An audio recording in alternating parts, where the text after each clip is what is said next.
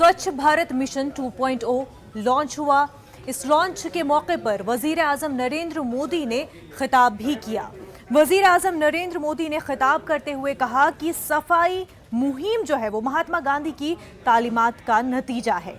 मुल्क में सफाई के हवाले से काफी बदलाव आए हैं, लोगों में बेदारी पैदा हो रही है। मुल्क में सफाई सुथराई को लेकर मुहिम जारी रहनी चाहिए। इसके अलावा पीएम मोदी ने मुल्क में नदियों की सफाई और बेहतरी के लिए हुकूमत के इक़दाम के बारे में तफसील से रोशनी डाली और अवाम से भी इसमें बेहतर ताउन और मदद की अपील की।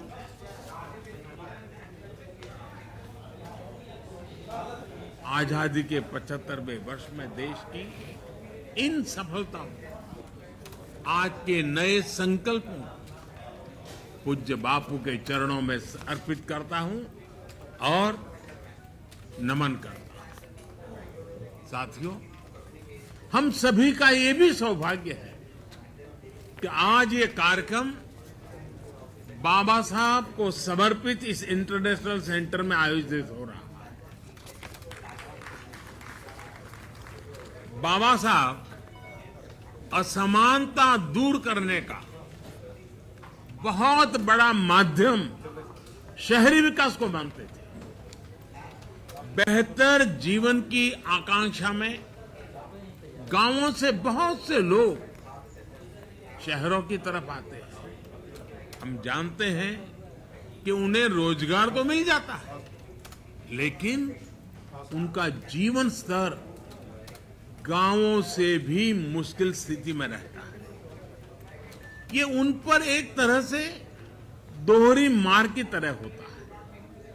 एक तो घर से दूर और ऊपर से ऐसी कठिन स्थिति में रहना। इस हालात को बदलने पर, इस असमानता को दूर करने पर बाबा साहब का बड़ा जोर था। स्वच्छ भारत मिशन और मिशन अमृत का अगला चरण बाबा साहब के सपनों को पूरा करने की दिशा में भी एक अहम कदम है। नाज़रीन, किसानों का एहतजाज तो लगातार कई महीनों से जारी है ही। वहीं आपको बता दें कि हरियाणा के झज्जर में भी किसानों का एहतजाज हुआ, जिस बीच किसानों और पुलिस के बीच झड़प हो गई और पुलिस ने जो है ताकत का मुजाहरा भी किया। किसानों को मुंतशिर करने के लिए पुलिस ने ताकत का इस्तेमाल किया। किसानों पर पानी की बौछार की गई। किसान नायब वज़ीर आला दुष्यंत चौटाला के प्रोग्राम पर एहतजाज कर रहे हैं। वाज़ेह हो कि दिल्ली की सरहदों पर ज़रई क़वानीन के खिलाफ किसान महीनों से एहतजाज कर रहे हैं।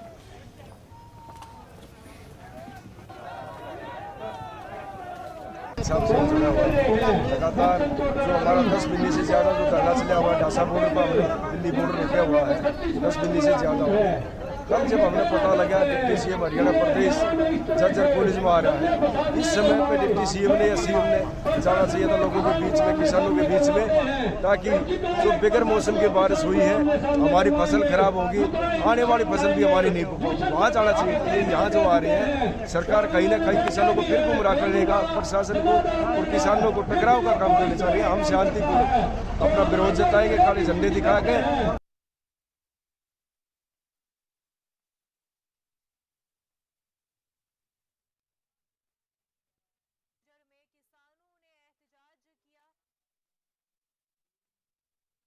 तो आपको बता दें कि हरियाणा के झज्जर में किसानों ने एहतजाज किया। वहां पर आप जिस तरह से टीवी स्क्रीन पर भी तस्वीरें देख सकते हैं, हमारे नुमाइंदे प्रदीप हमारे साथ जुड़ चुके हैं। प्रदीप, ये बताया कि किसान जो है नायब वज़ीर आला के प्रोग्राम के हवाले से एहतजाज कर रहे थे।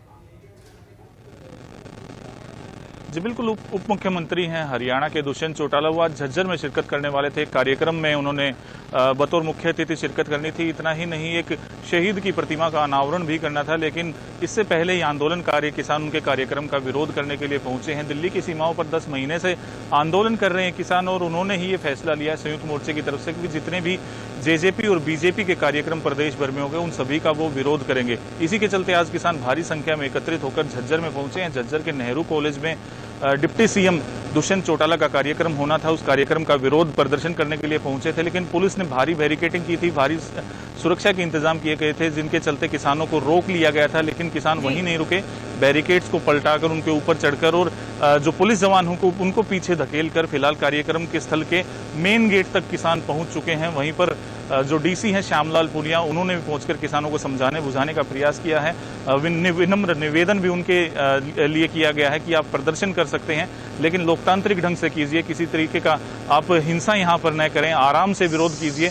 डिप्टी सीएम दुष्यंत चौटाला हालांकि अभी नहीं पहुंचे हैं, हालांकि उन्होंने 11 बजे यहां पर पहुंचना था, 11 बजे इस कार्यक्रम में शिरकत करने के लिए आना था, लेकिन अब तक उप मुख्यमंत्री यहां पर नहीं पहुंचे हैं। किसान विरोध प्रदर्शन करने के लिए तैयार बैठे हुए हैं। जो प्रदर्शन जहां पर उन्होंने कुछ देर पहले ही किया है, अब भी वो वहीं पर डटे हुए हैं। लगातार काले झंडे लेकर जो है किसान पहुंचे थे, लेकिन पुलिस ने हल्का बल प्रयोग भी किया, वाटर कैनन का प्रयोग भी किया, पानी की बौछारें किसानों पर डाली, लेकिन उसके बावजूद भी किसान नहीं माने और किसान अब जो कार्यक्रम स्थल है उसके मेन गेट पर बैठे हुए हैं, वहीं पर आराम से बैठ गए हैं कि जब उप मुख्यमंत्री वहां पर पहुंचेंगे तो उनका विरोध वहां पर किया जाएगा। जी बिल्कुल, किसान डटे हुए हैं। हरियाणा के झज्जर में किसान डटे हुए हैं, इंतजार कर रहे हैं नायब वज़ीर आला का और उनके खिलाफ यह एहतजाज किया जा रहा है। प्रदीप, बेहद शुक्रिया तमाम तर तफसीलात के लिए।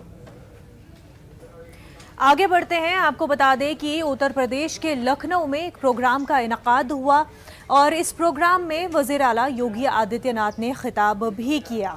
तो आपको बता दें कि वज़ीर आला योगी आदित्यनाथ ने नायब तहसीलदारों की तकर्रुरी और बहाली का फरमान उनके हवाले किया और कहा कि यूपी में बिला तफरीक मजहब व मिल्लत हर किसी को उनकी अहलियत के मुताबिक हक दिया जाता है, अब किसी से भेदभाव नहीं किया जाता। सीएम योगी ने कहा कि पहले की हुकूमत में समाज के कई अहम तबकों को उनकी अहलियत के बावजूद उनका हक नहीं दिया जाता था, उनके हुकूक सल्ब कर लिए जाते थे, लेकिन अब ऐसा नहीं है। यहाँ सब अपनी अहलियत के हिसाब से बराबर के हकदार हैं। आज आपने देखा होगा कि कैसे एक एक व्यक्ति का चयन पारदर्शी तरीके से हो रहा है और हर व्यक्ति अपनी योग्यता और क्षमता के अनुरूप स्थान प्राप्त कर रहा है। उसको किसी की सिफारिश की आवश्यकता नहीं, उसको किसी के पास जाने की आवश्यकता नहीं, किसी भी नियुक्ति में, किसी भी पोस्टिंग में किसी भी व्यक्ति को लेन देन की कोई आवश्यकता नहीं। और जहां भी इस प्रकार की शिकायत मिलती है, सरकार ने कठोर कार्रवाई उस मामले में की भी है। इसलिए क्योंकि हम लोग उत्तर प्रदेश की छवि को बदलना चाहते थे और 4.5 वर्ष के अंदर इस छवि को बदलने में हमें सफलता प्राप्त हुई, तो प्रदेश के अंदर जो उत्तर प्रदेश के नौजवानों को उत्तर प्रदेश के अंदर विभिन्न सेवाओं में चयन, पारदर्शी तरीके से चयन के बाद सेवा का अवसर प्राप्त हुआ, उसने उत्तर प्रदेश के अंदर एक माहौल तैयार किया। आज उत्तर प्रदेश देश के अंदर निवेश का सबसे अच्छा गंतव्य स्थल है। प्रदेश वही है। 2016 तक देश के अंदर 36 राज्यों में उत्तर प्रदेश का स्थान 15वें-16वें स्थान पर आता था और आज अगर देश के अंदर किन्हीं 3 राज्यों में या किन्हीं 2 राज्यों में देश और दुनिया के किसी निवेशक को निवेश करना होगा तो उनमें से उत्तर प्रदेश भी एक आता है। दिल्ली के अकीदतमंदों, दिल्ली के ज़ायरीन के लिए अच्छी खबर है, जिसका लोग काफ़ी अरसे से इंतज़ार कर रहे थे, मजहबी मकामात पर जाने के लिए तरस रहे थे। उस हवाले से अहकामात आ गए हैं। अब दिल्ली के ज़ायरीन अकीदतमंद जो है वो मजहबी मकामात पर जा सकते हैं। हुक्म आ चुका है। आपको बता दें कि ज़ायरीन के लिए मजहबी मकामात खोले जा रहे हैं। वजारत सेहत की जानिब से जारी करदा ज़ाब्ते के मुताबिक दिल्ली के मजहबी मकामात पर ज़ायरीन और अकीदतमंदों को आने की इजाज़त होगी, लेकिन इसके लिए कोरोना के सभी ज़ाब्तों पर अमल करना होगा। बंद जगहों के लिए 50% ज़ायरीन के साथ मजहबी मकामात खुलेंगे और 200 से ज़ायद लोगों को ही आने की इजाज़त होगी। खुली जगहों पर मजिस्ट्रेट और डीसी को कोरोना ज़ाब्तों के तहत इजाज़त देंगे। DDMA के मुताबिक ये कानून 15 अक्टूबर तक नाफिजुल अमल रहेगा। इसके बाद हालात के मुताबिक आगे के अहकामात नाफिज कर दिए जाएंगे।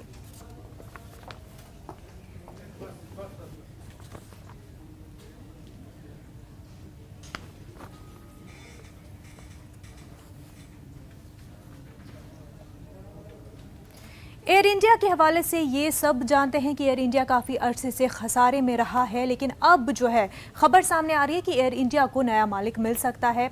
एयर इंडिया को नया मालिकाना हुकूक एयर इंडिया के टाटा ग्रुप को मिलने जा रहे हैं। आपको बता दें, टाटा ग्रुप ने एयर इंडिया की सबसे ज़्यादा बोली लगाई है। खबर के मुताबिक एयर इंडिया को टाटा के सुपुर्द दिसंबर तक किया जा सकता है। वाज़ह है कि इस एयरलाइन की बुनियाद JRD टाटा ने 1932 में टाटा एयरलाइन के तौर पर रखी थी। टाटा ने खुद अपना पहला सिंगल इंजन उड़ाया था। बाद में इसका नाम एयर इंडिया रखा गया, लेकिन 2006 के बाद एयर इंडिया को काफ़ी नुकसान का सामना करना पड़ा और आखिरकार नीलामी की नौबत आ गई और एयर इंडिया जहां से उड़ान भरी थी उसी मंजिल पर दोबारा आना पड़ा।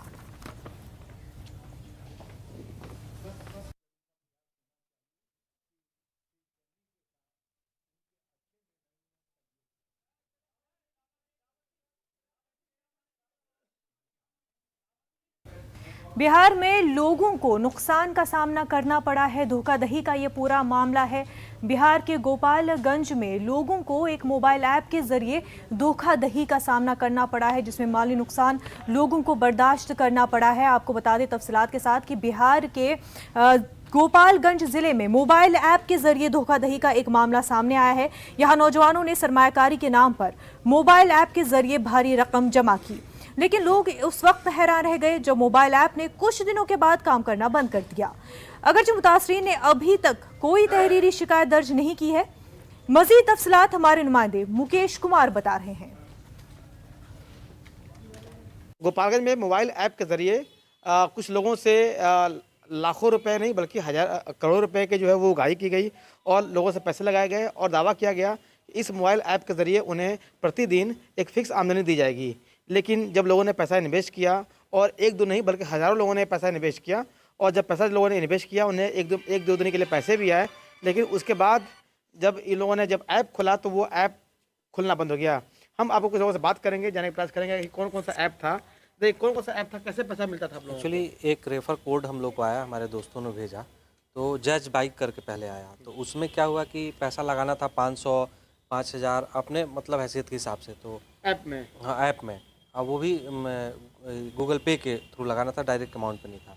और वो क्या कर रहा था, तो मैंने भी 5000 रुपया लगाया उसमें, तो मुझे पर डे 348 रुपया आता था। वो घंटा के हिसाब से वो लोग देते थे, जोड़ के 24 घंटा में 348 आ जाता था। तो वैसे ही कॉन्फिडेंस बढ़ता रहा और आता रहा, तो हम लगाते रहे।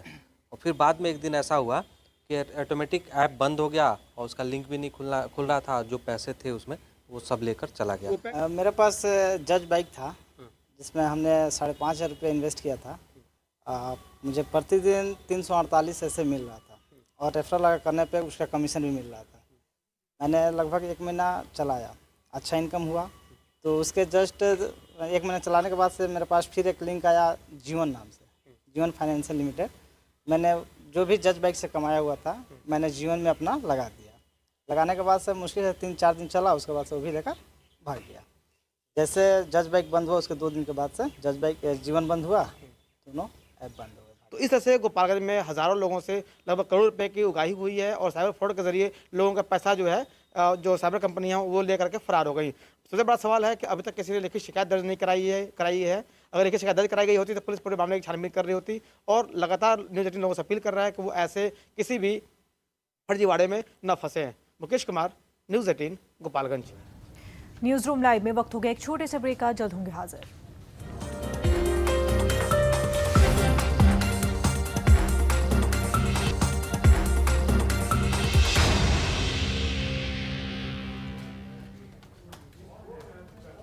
ब्रेक के बाद आपका खैर मकदम है। सियासी लीडरान बयानबाजी तो करते ही रहते हैं और अक्सर ऐसे बयान देते हैं जिससे लोग काफ़ी नाराज़ होते हैं। कभी कभार ये बयानबाजी रिलीजियस मकामात को लेकर के या फिर रिलीजियस लीडर्स को लेकर के भी होते हैं, जिस वजह से लोग जो है काफ़ी नाराज़ होते हैं। इसी हवाले से आपको बता दें कि सेंटर कांग्रेस लीडर दिग्विजय सिंह के सरस्वती शिशु मंदिर को लेकर दिए गए मुतनाज़ा बयान पर लोग काफी नाराज हो गए हैं। ये मामला तूल पकड़ता जा रहा है। भोपाल में सरस्वती शिशु मंदिर के साबिक तुलबा ने भोपाल जहांगीराबाद थाना पहुंचकर दिग्विजय सिंह के खिलाफ FIR दर्ज करने की दरख्वास्त दी है। सरस्वती शिशु मंदिर के साबिक तुलबा का कहना है कि दिग्विजय सिंह ने 2 रोज कबल अपने बयान सरस्वती शिशु मंदिर में तुलबा को मजहबी तशद्दुद का दरस देने की बात कही और इस बात से कहकर न सिर्फ मंदिर बल्कि इसकी तुलबा की साख को मजरूह किया है दिग्विजय सिंह ने। अगर दिग्विजय सिंह एक हफ्ते के अंदर माफी मांग लेते हैं तो ठीक है, नहीं तो उनके खिलाफ अदालत में भी मामला दर्ज करवाया जाएगा। वहीं दिग्विजय सिंह का कहना है कि मैं उस नजरिए के खिलाफ हूं जो आपसी इत्तेहाद के रिश्ते को खराब करती है। जो तलबा वहां पर तालीम हासिल करते हैं उनके बारे में मुझे कुछ नहीं कहना है। मेरे पास ऐसे वीडियो है जिनमें पुराने आरएसएस के प्रचारक तशद्दुद की बातें कर रहे हैं। 25,000 सरस्वती शिशु मंदिर संचालित है। पिछले 50 वर्षों से देश में संस्कार और शिक्षा दोनों एक साथ दी जा रही है। तो हम कोर्ट में जाकर प्राइवेट इस्तिगासा लगाएंगे और दिग्विजय सिंह जी के खिलाफ एफआईआर दर्ज कराएंगे। इससे पहले यदि दिग्विजय सिंह जी माफ़ी मांग लेते हैं तो ज़्यादा उचित रहेगा। मेरा जो बयान है वो शुद्ध रूप से उन लोगों के खिलाफ है जो ऐसी विचारधारा पनपाते हैं।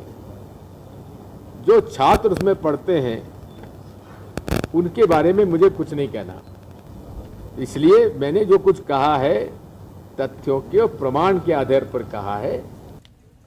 हमारे नुमाइंदे मेहताब आलम बराह रास्त हमारे साथ जुड़ चुके हैं। मेहताब आलम, दिग्विजय सिंह ने बड़ा बयान दिया है, काफी बड़ा इल्जाम है, किन बुनियादों पर यह बयान दिग्विजय सिंह ने दिया?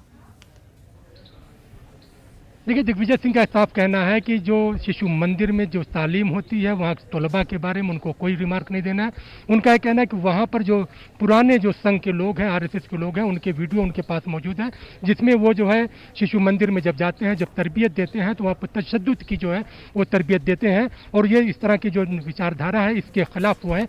वहीं पर इस मामले को लेकर भोपाल के जहांगीराबाद थाने में जो साबिक जो है शिशु मंदिर के तलबा है उन्होंने जो है रिपोर्ट दर्ज कराई और उनका कहना है कि अगर दिग्विजय सिंह ने इस मामले पर माफी नहीं मांगी, इस मामले को लेकर जो है वो अदालत में जाएंगे, इस्तेगासा दायर करेंगे, क्योंकि जो है उन्होंने सिर्फ जो शिशु मंदिर को नहीं बल्कि शिशु मंदिर, वहाँ के तालीमी निज़ाम और वहाँ के साथ साथ जो तलबा हैं जो मुल्क की खिदमत कर रहे हैं, जो सैकड़ों की तादाद में IPS तलबा वहाँ से निकले हैं दुनिया के मुल्कों में है, उन सब की जो है उन्होंने तौहीन की है। जबकि दिग्विजय सिंह का साफ तौर पर कहना है कि मेरे पास इन चीज़ों का एक सबूत है। इस तरह से देखा जाए तो एक नई बहस जो है मध्य प्रदेश में शिशु मंदिर की तालीम को लेकर शुरू हो गई है। मुनज़्ज़ा मेहताब आलम, क्योंकि इस मामले को लेकर के अब जो है बहस छिड़ गई है, काफ़ी लोग जो है वो नाराज़ नज़र आ रहे हैं, लेकिन दिग्विजय सिंह का ये दावा कि मेरे पास वीडियोज़ है, मेरे पास सबूत है, क्या वो जारी करेंगे उन वीडियोज़ को?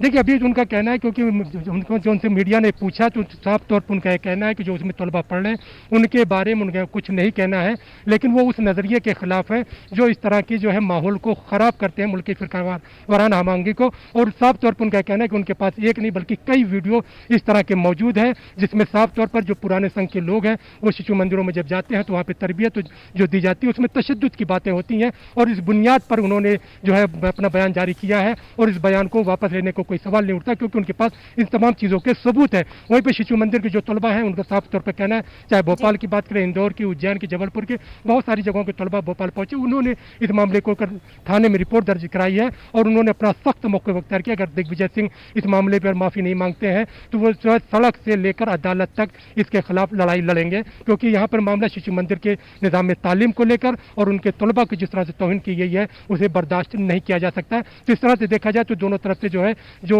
बातें की जा रही हैं, जो दावे किए जा रहे हैं, तो ये लड़ाई आने वाले दिनों में और सियासी नया रूप अख्तियार कर सकती है।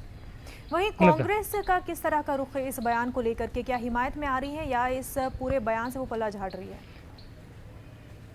देखिए, कांग्रेस के कई लीडर्स हमारी बात की, उनका कहना है कि जो है दिग्विजय सिंह बगैर सबूत के इस तरह के कोई हल्की बात नहीं कहते हैं। दिग्विजय सिंह ने अगर कोई बात कही है तो उसके सबूत वो खुद कह रहे हैं कि मेरे पास इस तरह की कई सीढ़ी जब मौजूद है।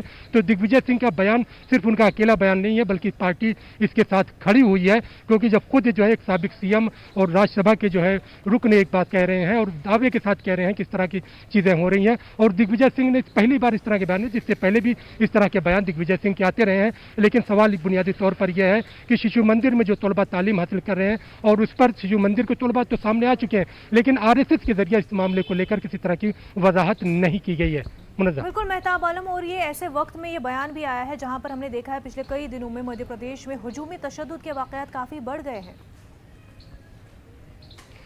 देखिए, अगर मैं पिछले 20 अगस्त से लेकर अब तक की बात करूं तो मध्य प्रदेश में अलग अलग मकामात पे जो हुजूम तशद्दुद जो दर्ज किए गए हैं, जो सोशल मीडिया पे बातें सामने आई हैं, जो अखबारात में आए हैं, न्यूज़ 18 ने देखा है, अब तक इस तरह के 27 मामले सामने आ चुके हैं। उसमें नीमच की बात करें, मंदसौर की बात करें, इंदौर की बात करें, उज्जैन की बात करें, या जो है देवास की बात करें, हाटपिपलिया की बात करें, इन तमाम मामलों में न्यूज़ 18 ने जो खबर दी गई, हुकूमत के जरिए कुछ जगहों पर तो सख्त कार्रवाई की गई है, और वहाँ पर चाहे आदिवासी के मामले की बात करें, जहाँ पर उसके घर जो है जिन लोगों ने कार्रवाई की तो उनके घर को जमींदोज किया गया है, लेकिन जहां पर मामला किसी खास तबके से मखसूस तबके से जुड़ा हुआ था, वहां पर हुकूमत की खामोशी माने खेज है। यहां पर भारतीय जनता पार्टी और कांग्रेस के जरिए जो सियासत हो रही है, इस सियासत में कहीं ना कहीं महवर जो है संघ बना हुआ है। बिल्कुल, और संघ के खिलाफ अगर ये वीडियोस है, अगर ये बयान है, तो इस पर बीजेपी का रुख क्या होगा फिर? देखिए, बीजेपी साफ तौर पे कह रही है कि दिग्विजय सिंह के बयान पर किसी भी तरह की तवज्जो देने की जरूरत नहीं है। आपने दो दिन पहले खुद देखा था, न्यूज़ 18 ने खबर दिखाई थी कि डॉक्टर गोविंद सिंह ने जो है भिंड के हवाले से बयान दिया था कि मध्य प्रदेश में जो हुकूमत चल रही है वो शिवराज की नहीं बल्कि संघ की हुकूमत है, और पसे पर्दा उसी तरह से हुकूमत चल रही है जिस तरह से तालिबान में बैठे लोग पीछे से हुकूमत कर रहे हैं। तो वो भी एक बड़ा बयान था, और वहाँ पर भी संघ को भी निशाना बनाया गया था। और ये बयान जो दिग्विजय सिंह का है, ये भी बयान भी कहीं ना कहीं सीधे तौर पर आरएसएस पर ज़रबकारी करता हुआ नजर आ रहा है। और भारतीय जनता पार्टी तो साफ तौर पे कह रही है कि दिग्विजय सिंह के बयान को नोटिस लेने की जरूरत नहीं, आप लोग उसको नोटिस लेकर उनको जो है कहीं ना कहीं जो तरजीह देने का काम करते हैं। बीजेपी का साफ ये कहना है कि इस बयान पर कोई तवज्जो देने की जरूरत ही नहीं है। बेहद शुक्रिया मेहताब आलम तमाम तफसीलात के लिए। तो नाज़रीन, पूरी दुनिया ही कोरोना वबा में मुब्तला है। हालांकि अब जो है ज़िंदगी नॉर्मल ट्रैक पर आती हुई दिखाई दे रही है, लेकिन क्या वाकई ज़िंदगी नॉर्मलसी की तरफ बढ़ चुकी है? नॉर्मल लाइफ तो हम जी रहे हैं, लेकिन कोरोना के केसेस अभी भी सामने आ रहे हैं। आपको बता दें कि मुल्क में कोरोना के 26,727 नए मामलों की तस्दीक हुई है। वजारत सेहत की जानिब से जारी करदा आदाद-ओ-शुमार के मुताबिक पिछले 24 घंटों में 277 अमवात हुई हैं, जबकि एक दिन में 28,000 से ज़ायद अफराद सेहतयाब भी हुए हैं। मुल्क में इस वक्त कोरोना के 2,75,224 एक्टिव मामले हैं। वहीं कोरोना के खिलाफ लड़ाई में टीकाकारी मुहिम तेजी से जारी है। मुल्क में अब तक 89 करोड़ से ज़ायद लोगों को वैक्सीन लग चुकी है।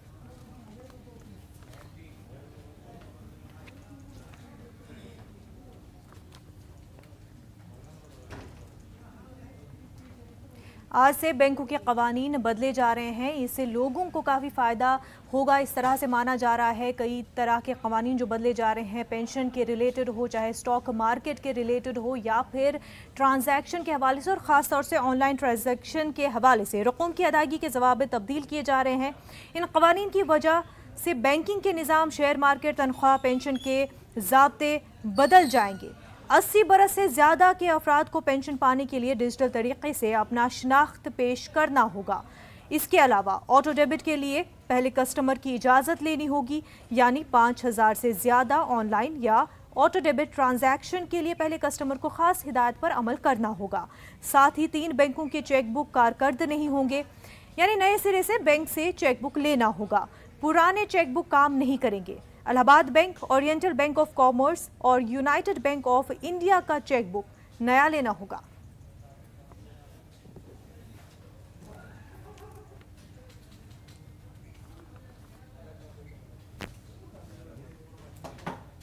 वहीं जामिया मिलिया इस्लामिया के लिए एक अच्छी खबर। जामिया मिलिया इस्लामिया यूनिवर्सिटी के लिए एक कारनामा दर्ज हो गया है। जामिया मिलिया इस्लामिया के तालिबे इल्म कैफ अली ने Commonwealth secretary general invention award for sustainable development अपने नाम कर लिया है। आर्किटेक्चर फैकल्टी के उभरते हुए इन्वेंटर तालिबे इल्म कैफ अली जामिया मिलिया इस्लामिया का नाम रोशन कर दिया है। वाज़ेह हो कि Commonwealth secretary general invention award for sustainable development Commonwealth ममालिक के 15 इनाम याफ्ता तुलबा में से एक इनाम याफ्ता और हिंदुस्तान के पहले इनाम याफ्ता कैफ अली हैं।